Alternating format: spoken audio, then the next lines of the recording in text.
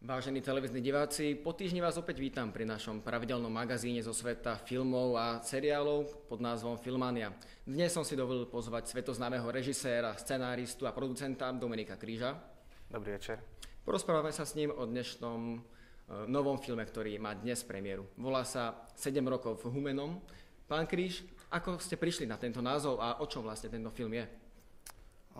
Podľa názvu sa dá ľahko uhádnuť, že tento film bude o mojom rodnom meste Humenné.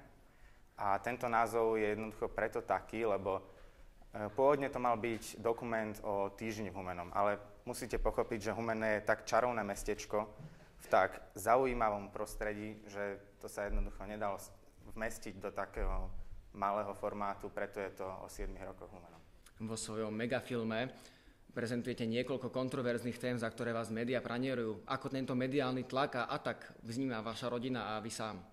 Ale ja si to užívam. Ja som tento film robil preto, aby som Humenné predstavil svetu a momentálne, kde sa pohnem, tak stále sa o tom rozpráva, každý sa o tom chce baviť, chcú ľudia autogramy. Samozrejme, rodina je trošku týmto obmedzovaná, nemôžem sa s nimi vídať toľko, čo predtým, ale jednoducho je to moja práca a to ma živí. Hlavný predstaviteľ filmu Arpád Stojka bol doteraz divákom veľmi neznámym. Ako ste k nemu vlastne prišli a ako ste ho donútili účinkovať vo vašom filme?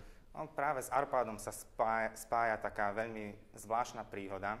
Totiž v Humennom musíte si uvedomiť, že ak zapadne slnko, my tam veľa svetla nemáme. A jedného dňa som sa vrácal domov a Arpád zrazu vyskočil a zakričal život alebo peniaze.